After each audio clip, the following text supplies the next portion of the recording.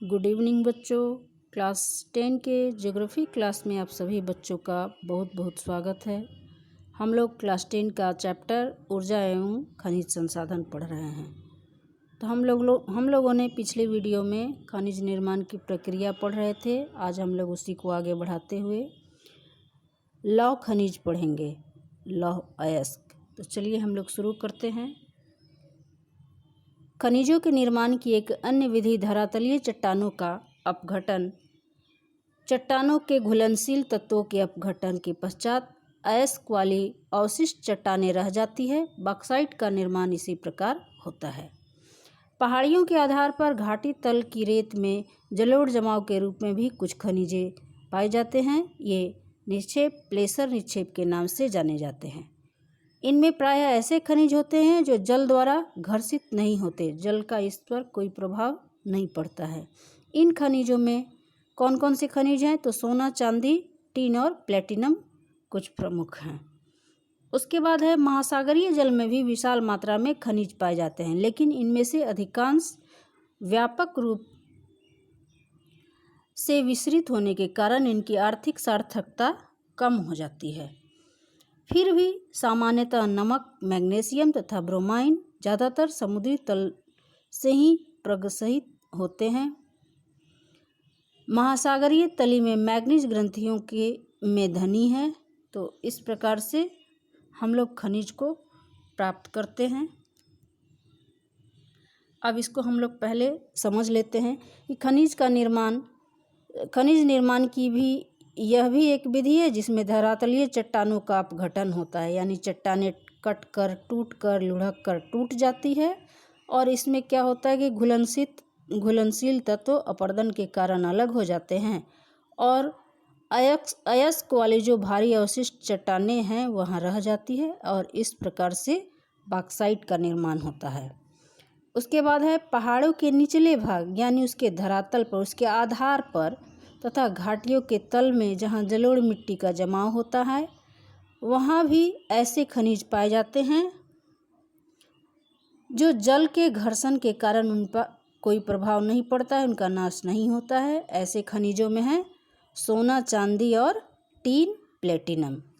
उसके बाद महासागरीय जल में भी बहुत अधिक मात्रा में, विशाल मात्रा में खनिज के भंडार पाए जाते हैं, लेकिन ये दूर दूर तक फैले होने के कारण इसको अच्छी तरह से निकालना असंभव होता है। लेकिन फिर भी महासागरों से हम लोग नमक, मैग्नीशियम तथा ब्रोमाइड समुद्री तल में पाए जाते हैं, जिसको कुछ हद तक निकाला जाता है खनिज तत्व के रूप में। अब यहाँ दिया है रोचक तत्व। रैट हॉल खनन। क्या आप जानते हैं कि भारत में अधिकांश खनिज राष्ट्रीयकृत है और इसका निर्माण निष्कर्षण सरकारी अनुमति के पश्चात ही संभव है, किंतु उत्तर पूर्वी भारत के अधिकांश जनजातीय क्षेत्रों में खनिजों का स्वामित्व व्यक्तिगत व समुदायों को प्राप्त होता है। मेघालय में कोयला, लौह अयस्क, चूना पत्थर, डोलोमाइट के विशाल निक्षेप पाए जाते हैं। जोवाई व चेरापूंजी में कोयले का खनन परिवार के सदस्य द्वारा एक लंबी सुरंग के रूप में किया जाता है, जिसे रैट होल खनन कहते हैं। सभी खनिज पदार्थ जो हमारे देश में हैं वो राष्ट्रीयकृत किए गए हैं, वो सरकार की संपत्ति है और अलग अलग खनिजों की अलग अलग एजेंसियां हैं। सरकारी एजेंसी है जिसके द्वारा ही खनिजों का खुदाई होता है, निष्कासन होता है। और लेकिन बहुत से ऐसे भी खनिज हैं जो खनिजों का स्वामित्व व्यक्तिगत रूप से किसी समुदाय को मिलता है और वो लोग अपने परिवार के सदस्यों के द्वारा, समूहों के द्वारा इसकी खुदाई करते हैं। तो मेघालय में कोयला, लौह अयस्क और चूना पत्थर, डोलोमाइट इसके भंडार हैं और ज्वाई और चेरापूंजी में कोयले का खनन जो है परिवार के सदस्यों के द्वारा, झारखंड में भी देखा जाता है, परिवार के सदस्य के द्वारा कोयले की खुदाई होती है और वो लोग अपना व्यक्तिगत रूप से निकाल कर इसको बाज़ार में बेचते हैं। तो इस तरह से जो सुरंग बनाकर खनन किए जाते हैं उसे रैट होल खनन के नाम से जाना जाता है। इसके बाद दिया है कि भारत में अच्छे और विविध प्रकार के खनिज संसाधनों में सौभाग्यशाली है। बहुत तरह के खनिज यहाँ पाए जाते हैं, यद्यपि इसका विचरण असमान है। मोटे तौर पर प्रायद्वीपीय चट्टानों में कोयले, धात्विक खनिज, अवरक तथा अनेक अधात्विक खनिजों के अधिकांश भंडार संचित है। प्रायद्वीप के पश्चिमी और पूर्वी परसों पर गुजरात और असम की तलछटी चट्टानों में अधिकांश खनिज तेल के निक्षेप पाए जाते हैं। प्रायद्वीपीय शैल क्रम के साथ राजस्थान में अनेक अलौह खनिज भी पाए जाते हैं। उत्तरी भारत के विस्तृत जलोढ़ मैदान आर्थिक महत्व के खनिजों से लगभग विहीन हैं। ये भिन्नताएं खनिजों की रचना को अंतर्ग्रस्त व भूगर्भिक संरचना प्रक्रियाओं और समय के कारण हुआ है। आइए अब हम भारत में कुछ प्रमुख खनिजों के वितरण का अध्ययन करें। सदैव स्मरण करें कि अयस्क में खनिज का सांद्रण, उत्खनन की सुगमता और बाजार की निकटता किसी संचय की आर्थिक जीव्यता को प्रभावित करने में महत्वपूर्ण भूमिका निभाते हैं। अतः मांग की पूर्ति के लिए अनेक संभव विकल्पों में से चयन करना पड़ता है। ऐसा हो जाने के बाद ही एक खनिज निक्षेप अथवा भंडार खादान में परिवर्तित हो जाते हैं। तो इसको हम लोग पहले समझ लेते हैं। भारत में अच्छे तथा विभिन्न प्रकार के खनिज संसाधन पाए जाते हैं, लेकिन यह भारत के हर क्षेत्र में नहीं पाए जाते हैं। भारत के प्रायद्वीपीय पठारी क्षेत्रों में कोयले, धात्विक खनिज, अधात्विक खनिज, अवरक आदि के भंडार पाए जाते हैं। प्रायद्वीपीय पठार के पश्चिम में यानी गुजरात में तथा पूर्वी क्षेत्र असम के तलछटी चट्टानों में अधिकांश खनिज तेल पाए जाते हैं। इसके अलावा राजस्थान में भी बहुत से लौह तथा अलौह खनिज पाए जाते हैं। भारत का मैदानी क्षेत्र खनिज संसाधनों से खाली है। यह क्षेत्र कृषि के लिए उपयोगी माना जाता है। भारत में विभिन्नताएं भूगर्भिक संरचना, उसकी प्रक्रिया तथा समय के कारण हुआ है। ऐसा क्यों हुआ कि कहीं बहुत से खनिज हैं और कहीं कुछ भी नहीं है?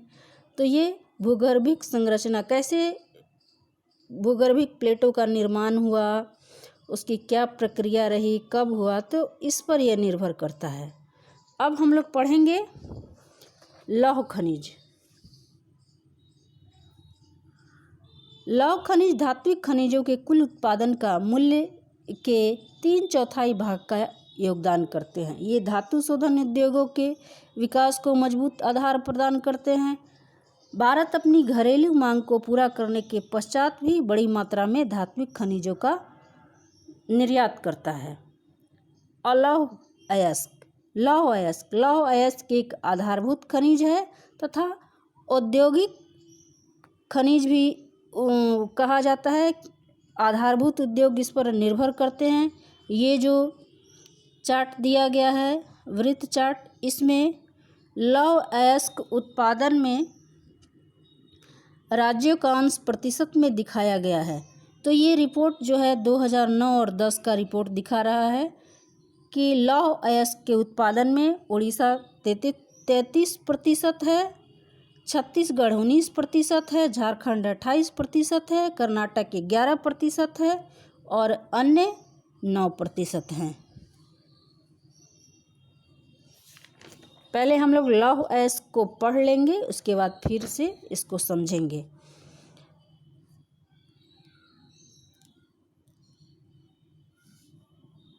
क्या आप जानते हैं कन्नड़ भाषा में कुदिरे शब्द का अर्थ होता है घोड़ा। कर्नाटक के पश्चिमी घाट में सबसे ऊंची चोटी घोड़े के मुख से मिलती जुलती है।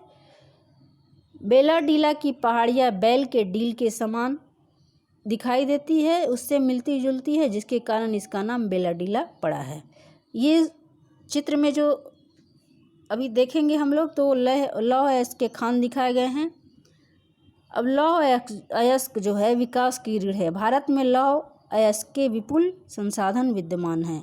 भारत उच्च कोटि के लोहांश युक्त लौह अयस्क में धनी है। मैग्नेटाइट सर्वोत्तम प्रकार का लौह अयस्क है जिसमें 70% लोहांश पाया जाता है। इसमें सर्वश्रेष्ठ चुंबकीय गुण होते हैं जो विद्युत उद्योगों में विशेष रूप से उपयोगी हैं। हेमेटाइट सर्वाधिक महत्वपूर्ण औद्योगिक लौह अयस्क है जिसका अधिकतम मात्रा में उपयोग किया जाता है, किंतु इसमें लोहांश की मात्रा मैग्नेटाइट की अपेक्षा कम होती है। इसमें लोहांश 50 से 60% तक पाया जाता है। भारत में लौह अयस्क की पेटियाँ, पहले इसको हम लोग समझ लेते हैं। भारत में अच्छे लौह अयस्क एक धात्विक खनिज है। यह धात्विक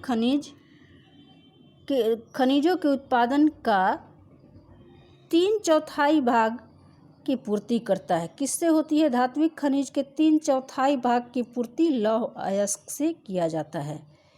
लौह अयस्क एक आधारभूत खनिज है। लोहे के क्षेत्र में भारत जो है वो आत्मनिर्भर है। भारत में उच्च कोटि के लौह अयस्क पाए जाते हैं। लौह अयस्क 4 प्रकार के होते हैं: मैग्नेटाइट, हेमेटाइट, लिमोनाइट, सिडेराइट। तो मैग्नेटाइट सर्वोत्तम प्रकार का लोहा होता है जिसमें 70% तक लोहांश पाया जाता है और इसमें चुंबकीय गुण भी सबसे अधिक होते हैं, इसलिए इसे विद्युत उद्योग में काम में लाया जाता है। किसको? मैग्नेटाइट प्रकार के लोहे को। उसके बाद है हेमेटाइट लोहा। तो हेमेटाइट लोहे का प्रयोग जो है अधिकांश उद्योगों में किया जाता है और इसमें लोहांश के गुण पाए जाते हैं, लेकिन मैग्नेटाइट की अपेक्षा कम 50 से 60% तक पाए जाते हैं और इसमें चुंबकीय गुण भी उससे कम होते हैं, लेकिन ज़्यादातर इसका प्रयोग उद्योगों में किया जाता है। अब हम लोग पढ़ेंगे लौह अयस्क की पेटियाँ कहाँ कहाँ पे है। उड़ीसा झारखंड पेटी, जहाँ लौह अयस्क की मिलता है। उड़ीसा में उच्च कोटि के हेमेटाइट किस्म का लौह अयस्क मयूरभंज व केंदुझर जिलों में बादाम पहाड़ खदानों से निकाला जाता है। इसी के निकट झारखंड में सिंहभूम जिले में गुआ तथा नोआ मुंडी से हेमेटाइट अयस्क का खनन किया जाता है। अब दूसरी पेटी है दुर्ग बस्तर चंद्रपुर पेटी। यह पेटी महाराष्ट्र और छत्तीसगढ़ राज्यों के अंतर्गत पाई जाती है। छत्तीसगढ़ के बस्तर जिले में बेलाडीला पहाड़ी श्रृंखलाओं में अति उच्च कोटि का हेमेटाइट लौह पाया जाता है, जिसमें इस गुणवत्ता के लौह के 14 जमाव मिलते हैं, यानी 14 पेटियां वहाँ पे है हेमेटाइट की। इसमें इस्पात बनाने में आवश्यक सर्वश्रेष्ठ भौतिक गुण विद्यमान होते हैं। किसमें? हेमेटाइट जो लौह अयस्क है उसमें। इसको खदानों से निकालकर लौह अयस्क को विशाखापत्तनम बंदरगाह से जापान और दक्षिण कोरिया में इसका निर्यात भी किया जाता है, क्योंकि भारत लौह अयस्क के क्षेत्र में आत्मनिर्भर है। बल्लारी, चित्रदुर्ग, निक्कम, मंगलुरु, तुक्कुरु पेटी, यह कर्नाटक की इस पेटी में लौह अयस्क की बृहद राशि संचित है। कर्नाटक के पश्चिमी घाट में अवस्थित कुद्रेमुख की खानें 100% निर्यात इकाई है। वहाँ से 100% निर्यात किया जाता है लौह अयस्क का।